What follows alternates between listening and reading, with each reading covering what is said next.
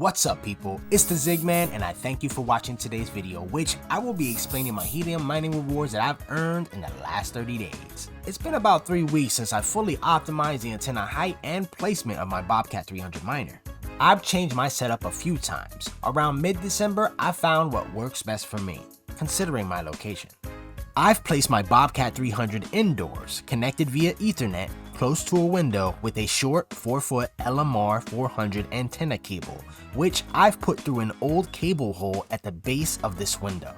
On the opposite side, the cable is connected to a lightning arrestor. From here, I use an 8-foot LMR 400 cable to connect the lightning arrestor to the rack 5.8 omnidirectional antenna, which is mounted to a non-penetrating mast placed on a flat rooftop. Now you might be wondering, why use 2 cables? Wouldn't it be cheaper and smarter to buy 1 cable at a longer length? And the answer is that's true, it is cheaper, but it's not very smart, and I'll tell you why. I've done it this way because the NEC code calls for the lightning arrestor to be installed as close as you can to the equipment you are protecting, or closest to the point of entry to the house. Keeping it simple, if your miner got struck by lightning, it's fried, it's a goner. Using an arrestor leads the static electricity your antenna produces away to the grounding rod so that your antenna becomes a less likely target for lightning. Something to keep in mind, when using an arrestor, you'll usually take a very small hit to your overall dBi. It usually measures about less than 0.1%. You can choose whether you'd like to use an arrestor or not, but in my opinion, I believe in taking every step possible to protect my investments. As I've mentioned earlier, the miner is connected using an Ethernet cable, specifically a Cat8. Using Ethernet will ensure a stronger and more reliable connection for the miner as opposed to using Wi-Fi.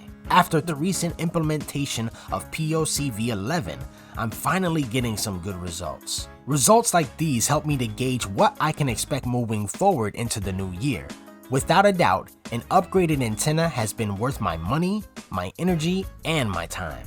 Let's dive a bit deeper. But before I dive in, be sure to check the links in the description below as they'll help you out with what you may need.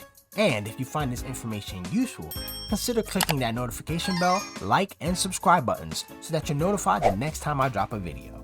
In the last 24 hours, here is what I've earned with my optimized setup. I earn on average 0.2 to 0.3 HNT a day. We can see my earnings, dramatic fluctuations with about a 10% decrease over the last 24 hours. There is also an increase of the average beacons by 6%, and within the last 5 days, I have 155 total witnesses. If we click on the 7-day earnings, we can see that line even out a bit with an increase in earnings of about 19%. At 14 days, I'm earning between 0.1 to 0.29 HNT, which is the peak earning I've had within those 2 weeks. I'm looking at an increase of about 13%. Finally, at 30-day earnings, we can see how the performance has fluctuated in December, which is a normal thing to see. The highest earning day for me was December the 14th when I earned 0.32 HNT. My lowest earning days were December the 4th, December the 16th, and 17th, where I earned little to no HNT at all. Based off of what I'm seeing, this should pay itself off in about another month, which is amazing. I'm based in the New Jersey, New York area, which is super flat around my way with very few obstructions. My antenna's got a clear line of sight with many miners nearby. It's also being witnessed by miners across large bodies of water and into the city. With my elevation set at 26 meters, I'm witnessing more miners with my antenna placed at the highest point available at my location. You can see that I've sealed and taped each of my connections. A grounding wire runs from the base of the antenna down to the mast and straight to the lightning arrestor, which then runs down to the grounding rod. I describe in detail about the connectors and how to seal them in this video. In the description below, I've outlined every item I've used to upgrade my miner, with the exception of the mast since I found it in a junkyard and repurposed it. I've also listed this coax cable calculator, one of many free tools you can utilize to get a better understanding of the performance in your cables.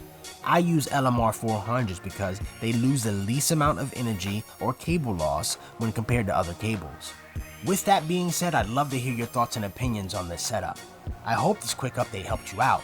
This was done over the course of 30 days and is going to be very interesting to see the results in the upcoming weeks and months. My entire setup is listed in the description below to make it as easy as possible for you to find.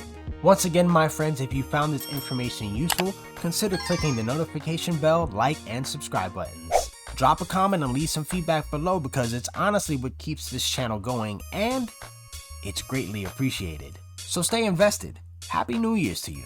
And as always, happy mining, my friends.